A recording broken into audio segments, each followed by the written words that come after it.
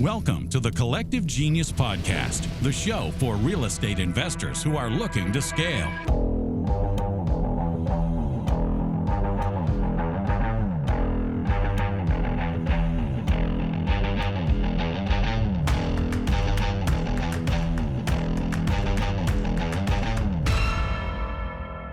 Welcome into the Collective Genius Podcast, a podcast for real estate investors that want to continue to grow and scale their businesses. Today, I am blessed to have another one of our young, excited, up-and-coming investors. And this young man from day one has been one of my favorites, been with us for about 4 years now at the select level and soon to be CG Premier.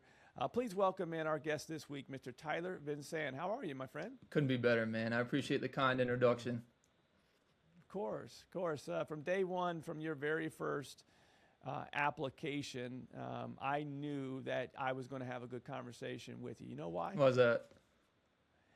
I look back at our notes because before I do these, I was like, what was the original conversation like with the member that I first talked to the very first time I met them? And I can always tell what type of investor, and mind you, for those that are listening to this, if you're not a Collective Genius member and you do apply, take heed to this. You had one of the most detailed applications I can remember. And you may not remember that, but I do. Because it told me, you told a complete story about your journey, and we'll get into all of that in this pod. And you gave us very, direct, this is what I'm currently doing. This is what I like to be doing. It was just very detailed. And I think that goes back to some of what we'll get into here in a bit, your CPA background, but it was very detailed. And I could tell this was going to be a good conversation because you knew exactly what you were coming into this community for. Yeah, absolutely. I'm a chronic over preparer by nature, and sometimes that's a good thing, sometimes it's a bad thing. In this case, I'm glad it was a good thing. Yeah.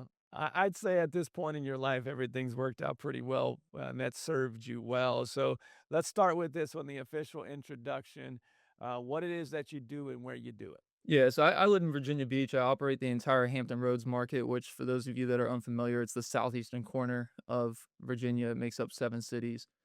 I started the business wholesaling, then I got into building up a rental portfolio, got into novations pretty heavy. And then as we started doing novations, we were getting these long lists of inspection required repairs. We started improving the houses, doing some paint and carpet. Then that kind of evolved into doing a lot more fix and flip. So we've been incredibly fix and flip heavy for the last 2 years, to the point where this year we're starting to pivot a little bit more back into wholesaling once again, just the excess inventory above and beyond what we can currently fix and flip. But that's what we're doing today.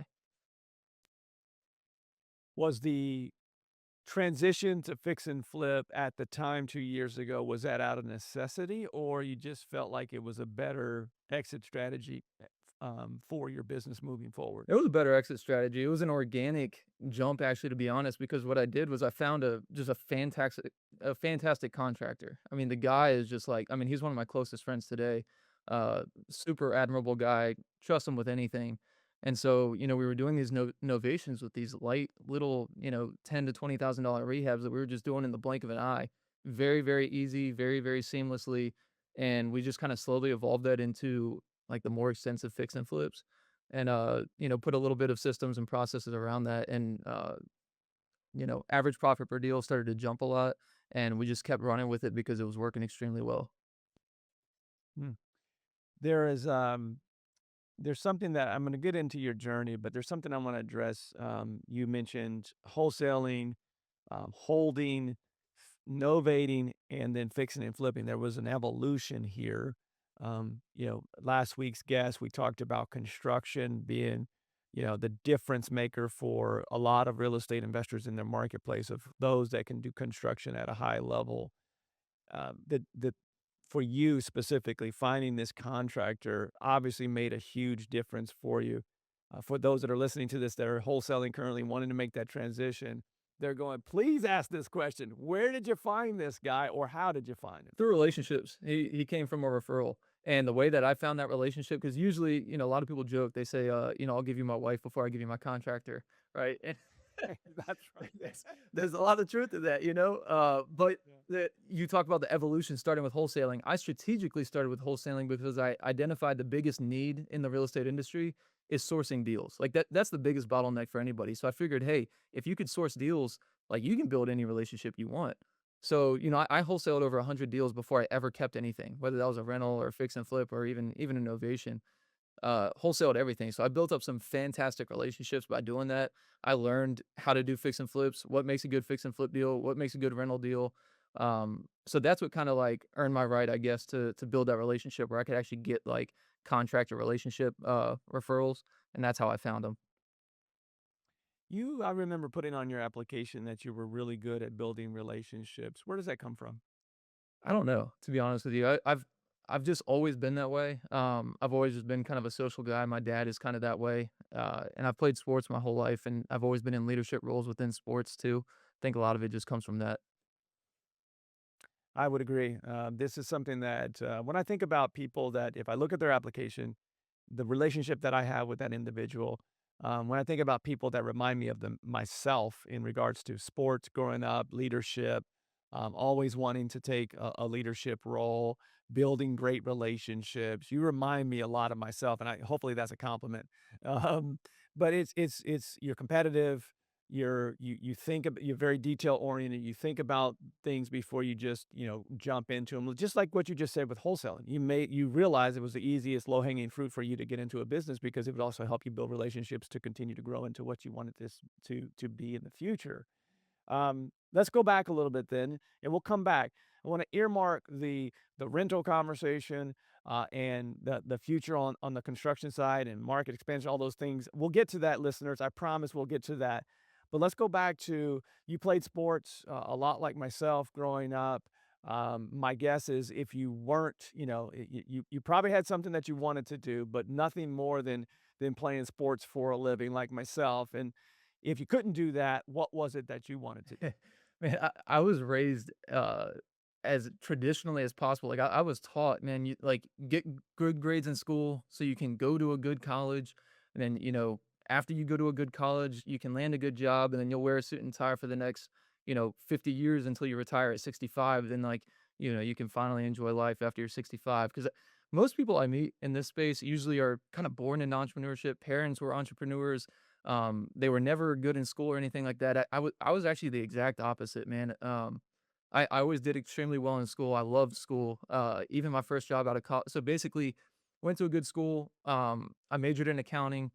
I went into grad school. I did my master's in accounting, and then I went on to get my CPA license. And I got a job at, when you go through the accounting route, if you can land a job at what they call like the big four, like there's four companies that make up the big four.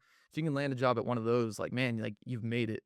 Well, I did. Well, dude, I was making 50 grand a year as an auditor at one of these big four firms, and it was in grad school too, like the year before I started that I discovered real estate investing. I never heard of it, didn't know what it was. I didn't realize people younger than 40 years old even owned houses. I figured the only people that bought houses were married with kids and older. So I had no idea that like even buying houses as an investment was a thing. So when I discovered it in grad school, I mean no joke, I'm dead serious. I spent more time studying that than I actually did the material in school. And so my intention was when I started full time, I was going to just do investing on the side. I was going to try to buy, one rental property a year or something like that. Well, dude, I was just obsessed. I mean, I was single at the time, no kids. I was getting up at 4 a.m. every single day so that I could try to squeeze in like 3 to 4 hours of studying, whether that's podcasts, books, uh, blogs, like whatever it was. I would lunch breaks. I was studying and then commute home and then staying up until like 8:30, 9 o'clock, and then do it again every single day. I was just absolutely obsessed. Uh, that obsession just turned into something that I couldn't ignore anymore. So that was when I was only there for a year at my job, and it was one of the hardest points in my life because I was dating now my wife, but at the time, she was the only one that, like, really, really supported me, and I have fantastic parents. I mean, like, some of the best I could ever ask for.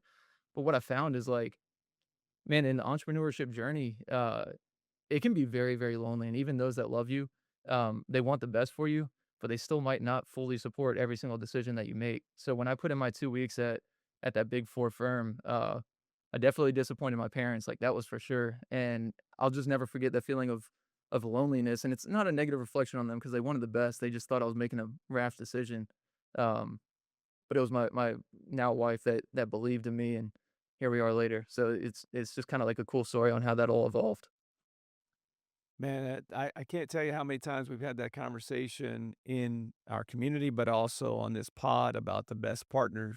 The best partnership you can have is the supporting spouse, especially as you're making this jump. If that spouse is with you at that time, I'm like, man, this is why you remind me so much of myself. I mean, I spent 11 years in corporate, but before that, like you, I went to college for a specific thing. I went to school for broadcast journalism. I was working in professional sports, and everybody was like, "What?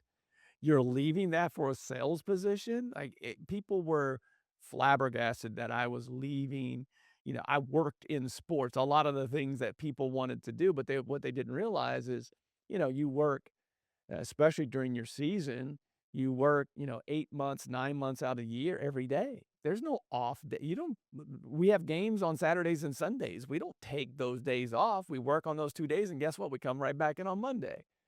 And so I made that jump and then made the jump after 11 years in corporate. People are like, "What are you doing?" I too found out about real estate investing and went to work for a real estate investor because I thought I was like, "This is the next vehicle for, the next 20, 30, 40 years of my life where that is something to get me." It's a step for me, it was always a step. I knew there was something else, and that disappointment was hard. But being around entrepreneurs, I was like, "Man, they get me. They understand me." All the reason that, the collective genius is what it is you have your tribe, people that understand the trials and tribulations. You can celebrate with them, but you can also talk through your challenges and your losses that you have, and they get you and they understand you. It's I love when I hear that someone has the support at home, even if it's just that one person that says, "You go for it," and you obviously had that in your future wife, which is why she's your wife now, I'm sure. Yeah, yeah, big reason. The other thing that was funny is when I made the jump from that job, that I didn't start the business then. I went and worked for somebody else. The dude that I worked for, he was only 18 years old at the time, and he was actually a pledge in my fraternity when I was in grad school. So, I mean, I was telling my parents, the people that I was, quitting my job, like the people that I worked with, that I'm going to work for an 18-year-old, and then all my buddies from college, like, dude, you're going to work for him? It was ju I mean, Right. it was the biggest slice of humble pie I've ever had to take in my life, honestly. Well, good for you for taking that humble pie. I probably would have said if I was your parents, I probably would have said the same thing. You're going to work for an 18-year-old after you got this, power 4 job in the accounting world. I understand, going to work for somebody that especially that was younger than you. Go back though, in grad school, was it this guy that you learned about real estate investing from? No, no. It's, he's still one of my best friends. He was one of my best men at my wedding. He still has never bought a house before. He just passively mentioned in a conversation one time, just asking if I've ever considered buying a rental property, and I was like, "No." I mean, in Monopoly, like, I knew about it then, but I didn't realize that was, like, an actual feasible opportunity for someone like us. So it was him that brought it up, but no, not the guy that I ended up working for. And that one Yeah. question sparked something to go, "Let me learn more about Yeah, this?" just the idea of passive income. I had no familiarity with that whatsoever. So the idea of passive income through rental properties was like just mind blowing to me. Absolutely mind blowing. That's what started everything. Wow. I think that might be a first where, some people have, a lot of people have said, "Hey, I read the book, I've read a bunch of books and I was overseas stationed or I was in my corporate gig or early on, in high school, I realized that I couldn't work for somebody else." But no one's ever said, hey, in a casual conversation, Yeah. that somebody said, "Have you ever thought about rental properties?" And you said, "No, but I should, and I'm going to." Yeah. Yeah. Yeah. And it was true obsession from that point forward. Yeah. Well, that is one thing that I love doing this on a weekly basis because we talk all the time, and I did not know that piece of it. So I learned something new here today. You go to work for this 18-year-old. How long do you stay there? I probably would still be there today, to be honest with you. It wasn't like the greatest manager or anything like that. I became COO within that first year. I just loved it, man. But he ended up so almost like right at like the 12-month mark, he decided he was gonna go and start an AI business out in California. Uh, and he kinda just, like, stuck his foot up my butt and said, "It's time for you to start your own business." I was like, "Man, I can still run it even when you're in California." He's like, "Tyler, like, you've earned the right. Like, go do your own thing, man. Go do your own thing." Um, so I did, and the week that I started was the week that the NBA shut down for COVID. Oh my gosh. I remember where we were that very day that you said the NBA shut down because they shut down and then the NCAA tournament went right after that. We were in our meeting, CG meeting in March in La Jolla, California, the day that that was announced. We all had our phones and it comes across on our phones and we're in a CG meeting as it happened, not knowing that you're starting your business that week. Yeah. I did not know And it that. was crazy Yeah. because leading up to that point, like, when I was working for him, I'd never gone more than 2 weeks without a signed contract. Well, it was, like, the first 2 months once that happened, once I opened up my business, like, I didn't get a signed contract, and mind you, when I started the business, I mean, every single month, I was basically, like, 1 bad month from going belly up, going back to the corporate world. So, going those 2 months without a contract, man, I had so many sleepless nights, and I probably put in more phone calls than I could even count, more than I ever have in my life. It's the hardest I've ever worked, but yeah, man, it was a dark, scary time to start a business.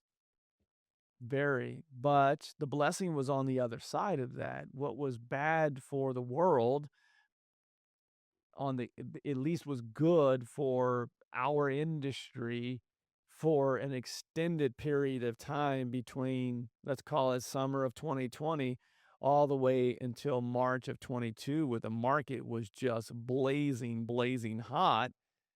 I'm guessing you got to reap some of those benefits after the first 2 months of being super tough. Yeah, yeah, for sure. The other good thing about that is, like, with all the hardest trials and tribulations in life, it sets, like, a standard for you that you can look back upon, saying, "If I endured that, this that I'm dealing with today is nothing." And that is definitely one of those points in time in my life where I always look back at that and I think, "Man, if I could get through that, like, this is just nothing, like, we're good." At that end of that 2-month time frame when you got a contract, do you remember, like, that moment of going, "Alright, I can do this," like, it just started picking up? Do you remember that moment? Absolutely. Yeah, yeah. I've always been I was a shooter in basketball, right? And so you know the mindset of a shooter. No matter how many you miss, the next one's going in. And Mm. I always try to maintain that mindset, but definitely at the end of the 2 months there, like it started to slip a little bit. So I desperately needed that contract. And I just remember when I got that thing, man, I just that was one of the best contracts I've ever had in my entire life. It was an amazing feeling. That's what spurred everything else. And did the floodgates open after Oh, for that? sure. Yeah, yeah. Because then at that point, like, I think people started to have a little bit more confidence, like, people who had to sell were selling and people, people started to move a little bit more. So it picked up quite a bit after that. So, out of the gates exclusively wholesaling because you knew that would help you build relationships and, give the fuel to the fire that you needed, which was cash. How long did you exclusively do It was that? about a year, and then I started to get into, creative financing. I learned a lot about creative financing. I still wasn't bankable, so I didn't even talk to any lenders about trying to buy anything, using lending. I strictly relied on seller financing and subject to pick up rentals. But it was cool because around that time, we had fantastic rates, and I picked up a lot of rentals that I still own today during that period of time. Were you interested in rentals just because that's what you were told to in order to build wealth, or was that something that a strategy you're like, I got nothing to lose because I'm not bankable and these will all be creative? It's actually the reason I got into real estate in the first place was the idea of financial freedom through, uh, passive income from rental properties. Obviously, now the current version of Tyler understands, uh, it's a different story, but that's the whole reason I got in was to eventually build up a rental That puts portfolio and then quote unquote retire off of the passive income from rentals. So that's why I started taking those down. Now, in this time frame that you are now it's 22. you reach out and apply here. I remember at that time you're in Virginia, but you're also doing some creative things to build a portfolio in another state. When does that come in this story? I was just having a hard time finding rentals that cash flowed nicely in my market just because the price to rent ratio was a little bit more difficult. So I decided just to experiment with a different market. I thought, like, let's try something in the Midwest where prices are lower, rents still seem like they're okay. So I honestly just randomly picked Little Rock, Arkansas to start running some marketing. I gave myself 2 months. I said I'll run this budget for 2 months and we'll see what happens. Dude, it was in the first week, I ended up picking up, like, 3 contracts. Uh, so I didn't leave, I ended up marketing there for probably, like, 2 years. I started with wholesaling every single thing, learn the market, build relationships, find property managers, find contractors, and then once I felt comfortable doing that, same thing I did in Virginia, I started picking up creative deals. I ended up picking up actually 3 mobile home parks while I was out there, and those ended up making a big difference for me. Did you know anything about mobile home parks? Yeah, yeah, I did. When I was working for the 18-year-old in my first year in real estate, I saw Brandon Turner post on Instagram that they were looking for, like, an off-market acquisition specialist, and so I did that on the side for a little bit. I was basically just a cold caller, but what was cool was I did have access to Brandon, and then I had access to, he had Lance Wakefield running the off-market acquisitions effort. Who referred you He here? did. I He remember. ended up referring me Yeah. here, exactly. Um, and so by working for Lance, I learned a lot about sales, but I also learned a ton about mobile home parks from Brandon's team, like what they were looking for, what made good deals, what made bad deals. And so my experience in working for them, which cold calling sucks, dude. Let's just call it what it is. Spent a lot of hours, spent a lot of time cold calling, but all that time ended up resulting in me picking up those 3 mobile home parks and knowing that they were good deals just from learning from what I did there. Sure. Now, um, we'll get into the construction piece, but this is a good time to bring up the whole rental thing. You and I have gone back and forth about this. We both own doors. We both have evolved on quote unquote passive income. Uh, where are you at right now with mobile home parks and rental properties? How many doors do you have, and what's the long term plan with that? I found that I started to get stretched thin, running multiple markets. Even though it was just primarily wholesaling in Arkansas, and like each rental that I was getting, it was cash flowing maybe 2 or 300 bucks a month. When I start to compare the net effect from that compared to the net effect from the active income business, which for me at the time, like my biggest bread and butter was primarily operating here in Hampton Roads, whether that's wholesaling or flipping. Basically, every single dollar I spend in the business here, I'm getting at least two back. I'm not finding any kind of rentals that remotely compete with that. So it just started to become a distraction, and that's when I decided to wind down the Arkansas operation. Um, and I've even sold 2 of the 3 mobile home parks. I'm under contract to sell the 3rd one. Hopefully, we close on that, sometime here soon. But, even though, like, they were good deals, I just found that it's still not the highest and best use of my time. So I've decided just to become absolutely laser focused on acquiring off-market discounted single family houses here in Hampton Roads. So almost sold everything off in Arkansas with the exception of the one mobile home park. Yeah, yeah, pretty much. I think I still own 2 other single families there, but I'm selling those once those leases expire too. And then long-term strategy, even though you are heavily focused on the flipping and the active income, you will start to buy, assets in Virginia. Yeah, yeah, absolutely. I still don't think they're gonna be single families though. Um, That's where I'm going specifically. yeah, I'm Yeah. I'm looking for something that can actually make a significant difference, with the same amount of effort. So, I've always kinda wrote off commercial in the past just because it would be such a big diversion of time and effort. But I feel like I've established a team at this point. I have a fantastic team. A lot of the day-to-day does actually run without me. I still hop in, I play support from time to time when needed or when called upon, but, we're at the point now where the business runs pretty well, and I can dedicate a good amount of my time into learning the commercial stuff, and the reason I like that is just because it takes 1 commercial deal a year to do the impact of what I'm accomplishing right now with 12 to 15 single families I would have to buy in a year. Um, so acquiring one of those each year would just it'd be a lot simpler in the long run for me. Have you connected with John Heisler? Yeah, yeah, John's a good buddy of mine. I talk with him pretty regularly. He's awesome. The reason that we just had him on last week. So when you are talking, I'm like, all I hear is John. We just talked about this, he and I last week, on the pod. That's exactly where I thought you were going, but I didn't know that you had connected and had friendship with John. Um, for where you're at in your journey, I do think that's a better play for you because you have established, just like John did when we had his conversation last week, you've established this active income that, yes, it is, as Marcus Krigler will say, it is better to pay taxes sometimes than to just, throw money at assets that are not good deals to offset some taxes, right?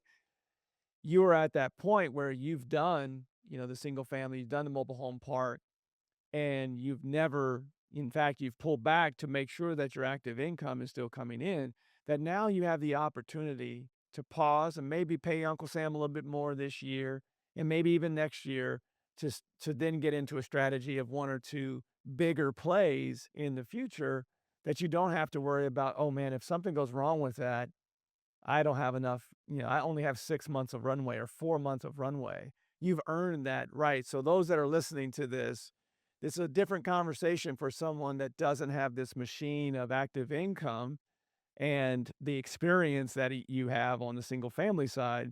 The same conversation I had with John last week. I do think that's a natural progression for you, just based upon the business that you've built. And I want to go back on something that you just said because when you first applied, you had you had some VAs, but it was really just one employee, right? Yeah.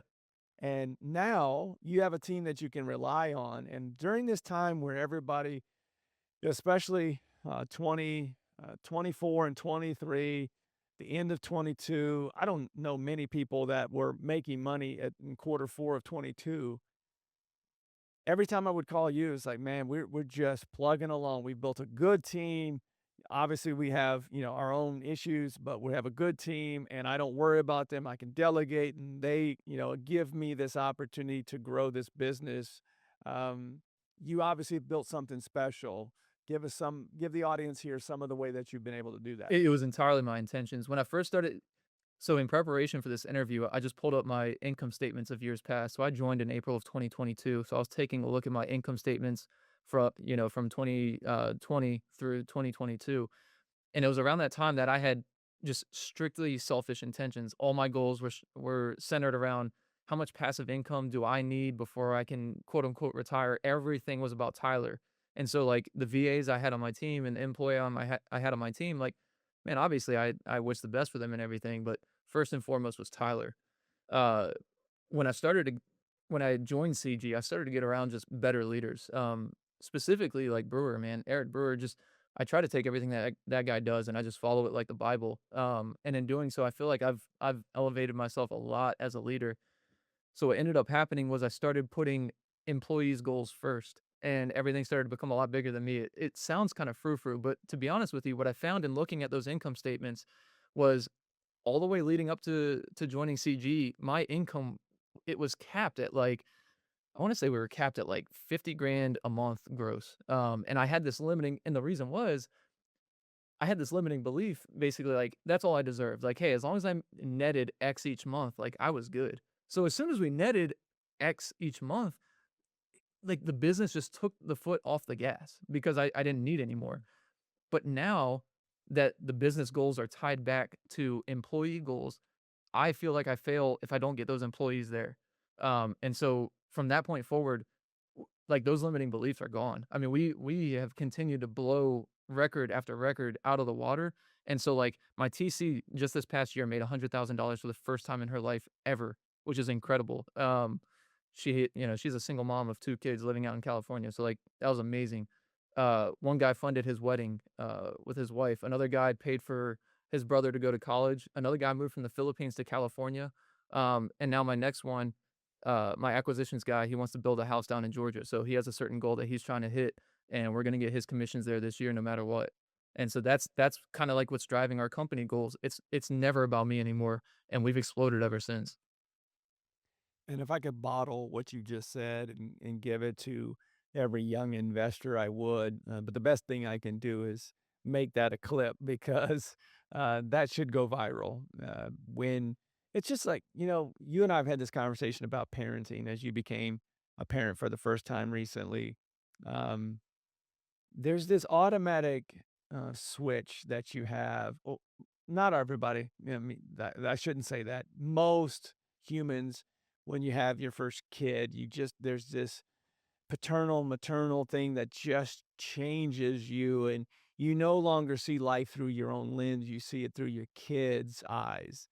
And when you make that transition as an entrepreneur to develop people instead of developing your own bank account or develop your own goals, and you develop people to hit their goals, all of a sudden it's no longer about you, and all of a sudden people start buying in to the team, going back to what we talked about first, which is you've always been a leader of teams, and you always know, even as a shooter, that every shot isn't a great shot, and there's always a better shot that's available. And the best way to make sure that the team is winning is making sure that everyone is at highest and best use on the court, on the field, what have you. The same thing goes for business. And you obviously, it took you some time to get there, but you learned it a lot earlier than most. We still have members that, have been in the business for 10, 15 years that understand that, but probably haven't applied it at the level that you have.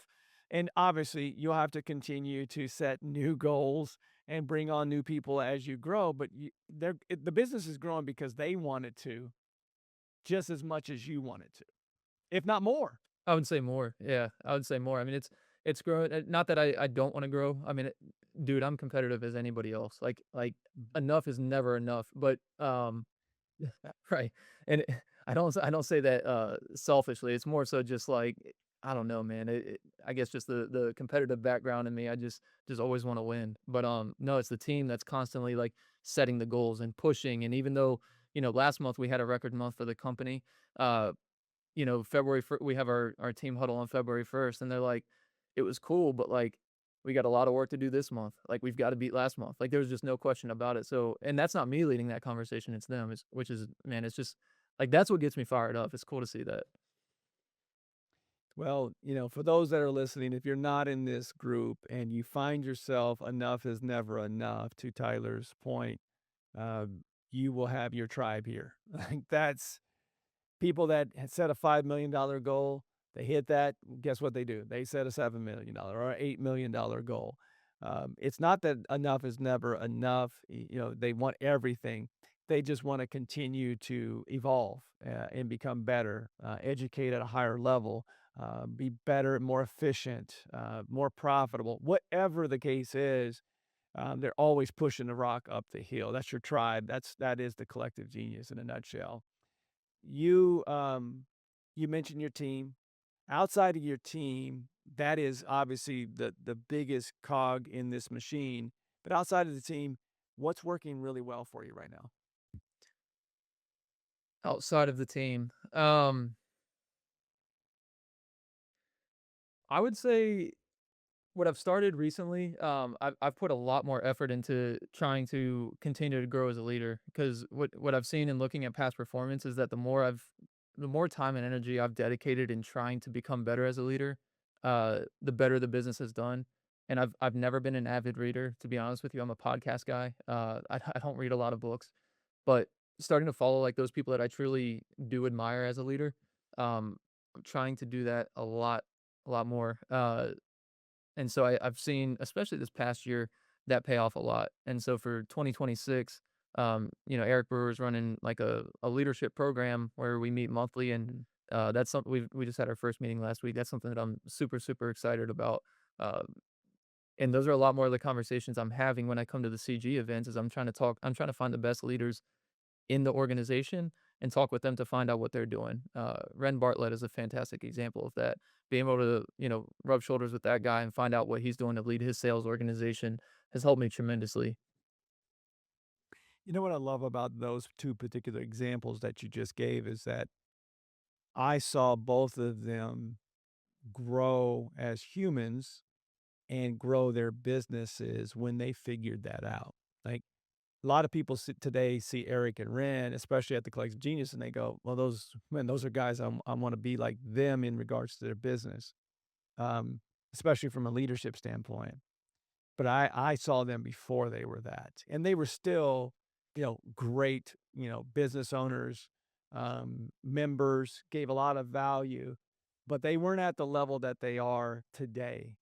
Especially Eric, because I can say that if you're going to follow anybody in this community, and there's a ton that I could give you, but when it comes to the people that he's brought into this community, a part of his executive team that are presenting on something, are at the highest level of anybody I've ever seen consistently. Like if you have somebody from Eric's team presenting on something, know that they're executive level, and they're going to bring tremendous value to the community. Heck, our Elevate group are two, of Eric's guys that I've seen him develop that he didn't have that 8 years ago.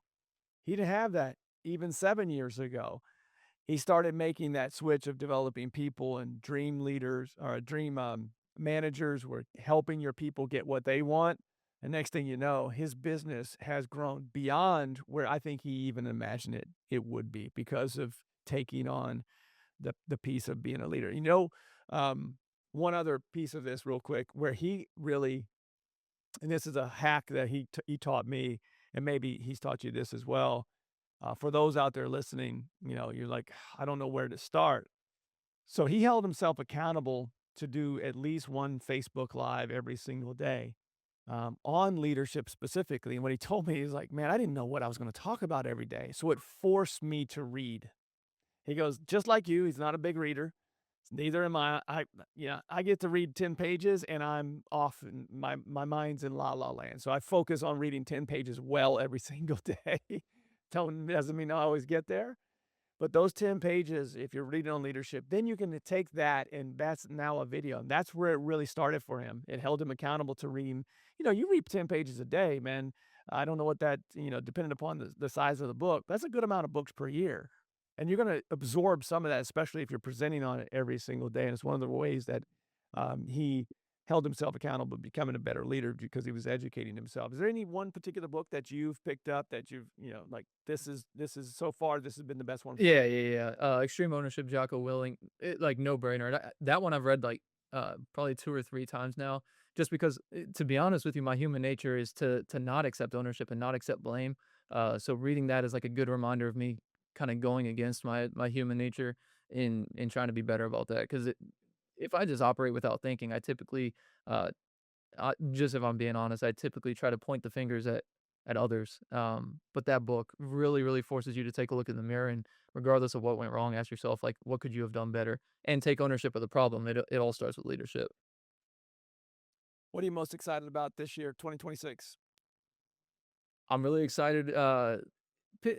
I hate to call it a pivot because it's not really a pivot, but I do think getting back into wholesaling and opening up our dispositions department, which we didn't really have one at all, I think is going to open up the floodgates for us a lot. To be honest with you, we've been flooded with inventory. We have too much inventory. And like I said, we just had a record month in terms of acquisitions with new contracts signed and projected revenue last month. So if we can keep that up this year and add the wholesaling arm back onto the business again, uh, I think this year's gonna be really, really big for us. So I've honestly been, I don't know, man. I've been jumping out of bed every single morning because I really have super high hopes for us this year. Well, I mean, it's continued to go up and to the right. So you being excited about another great year, says something about what you've built and what's in the water in VA. I mean, clearly, clearly there's some people that are listening to this going, man, I don't know I'm not flooded with inventory. What do you, is it the market? Is it the system? What do you think it is in VA? I think we're incredibly good with sellers. I think we're extremely good with sellers. When you call into us, lead management, we do an extremely, extremely good job of building that relationship and setting the appointment. And then my guy that I have run the appointments, like he's one of those guys you just fall in love with in 5 seconds. Just a phenomenal individual. So we are incredibly good on the direct to seller side of things, and that allows us to be efficient with. I mean, our cost per deal has skyrocketed from when I first joined CG till now. I mean, we we were sub 3,000 back in 2022. I mean, now we're probably 7,500 right now. Um, but last year we were closing 1 in 8 leads to a closed deal. So those kind of conversions usually allow you to remain profitable and do well. Yeah, I remember 11 years ago joining CG. The average deal was acquisition was about $3,500, and just like the cost of eggs and milk, they've gone up significantly. But still, even at 7,500, with your conversions and your team, and what I love about your answer is that you said my people. It's not the market. I hear that all the time. Well, my market's different. It's about the people that you have in your organization and the process that you've built for them to have success. What CG meant for you in this 4-year time frame? You are good at relationships. You have a lot of great relationships within this community, and you haven't. There was a time there you hadn't been for a while because of the birth of your daughter, and yet you come back and you still have. Even though there's a lot of new people in the room, you have the ability to connect pretty quickly. So you have maximized, I would say, of a lot of people this community. What has it meant for you? Everything. You're the average of the 5 people you associate with most closely. And joining CG gave me the network to elevate myself. So it helped establish limiting beliefs. Prior to joining CG, man, I didn't know that there was all that much I could improve on. And then when I joined CG, I was overwhelmed by all the stuff I needed to improve on. Quite frankly, I wasn't doing anything right, you know? And so I've continued to level up, and almost all my friends today are in CG. I don't have a ton of local friends. All my friends are virtual. My wife likes to make fun of me for it, but dude, I'm proud of my virtual friends. I get to see 'em I 4 mean, times a year, man, we're good. yeah, I mean I think that as you grow in this business, it doesn't mean that you have to abandon your friend groups. But the reality is you talk more to the people that are in a community like this because you're like, I have friends that can't tell people that they had $1 million month, but they can tell me because they know I'm not going to judge them in any way other than high five them, right? Um, they can tell me that they had a $500,000 loss, right? And I'm going to listen as much as I possibly can. That's just in this journey, and you were, in your journey very early on when you joined this group, and it allowed you to set a foundation because you hadn't developed a lot of bad habits already, and you were able to connect very quickly with people that could auto correct those, and you engaged in it, and you do it right, my friend. The ability to build relationships and learn. The biggest thing I will say is you've been active from day one with connecting, and so if people wanted to connect with you to pay it forward to them a little bit, how would the audience get in touch with you, Tyler? The best is definitely on Instagram. I'm on there at homebuyer Tyler. I'm active on there like a teenager, so How has I'll say this as the last thing here. How has doing this business without kids and now with kid, how has it changed for you? it I it's changed for the better, to be honest with you. Prior to having kids, I had the mindset of like, "Screw it, I'll just do it myself." Now that I've got my daughter, dude, I just refuse to not be there in the mornings. I'll never miss a breakfast with her. I'll never miss, dropping her off at my mom's house in the morning. I'll never be late home from work. I usually pack it up here around 4:30, 5 o'clock. I'm never late. I'll always make her dinner. I always play with her before dinner. And so by doing that, we haven't we don't have any less output as a business. It's forced me to think who, not how, a lot more because I understand my time constraints a lot more with my daughter now than before I just grinded, dude. I didn't really care. I love to hear that, man, because it's not always the case, and it's Bruce Arians, former Yeah. Tampa Bay Bucks coach and several teams coaches, but won a championship here in Tampa Bay. He used to tell his assistant coach that he would fire them if they didn't leave the building by X amount of time because he wanted them to spend time with their families. Like that's the opposite of what most coaches want from their assistant coaches. And when you build a team like you have, they more than likely wouldn't have to stay longer either. but it forced your hand to delegate and say, these are my non-negotiables now that I have, responsibilities beyond just a business. And I love hearing that. Very wise for a very young man, and you've got a very bright future, my friend. I'm excited to be on this journey with you. And again, if people want to reach out to you, it's Instagram. What's that handle again? Homebuyer Tyler. Homebuyer Tyler. Tyler, appreciate you as always. Always enjoy the conversation. Learned a few new things here today, and I know that you love this community, and I know this community loves you back for it. Awesome, bro. Thank you so much. It was such an honor to be on here, and it was a blast as always. Thanks, Leon. As always, my friend, thank you for being on the show, and thank you for listening. Guys, I can't tell you how many great conversations I've had over the last couple of months of those that are getting value from this podcast. We want you to continue to share it and like it and do all those things. But we also want you, if you're a full-time real estate investor, if you want to be in the room like Tyler, when he did that 4 years ago, made that decision to fill out an application in a very detailed way, mind you. So there's your hack for this episode. You want to get in good and get a good opportunity to get into the door and feel like you're a good fit for this community. Give us as much information as you can and to help us place you in the right community at that point. You can find that application at explorecg.com. Fill that out there. We'll see you and talk to you on the other side. Tyler, again, thank you for another great episode. We will see you all next week on the Collective Genius Podcast. New episodes every week. To learn more, visit explorecg.com, where real estate investors come to scale.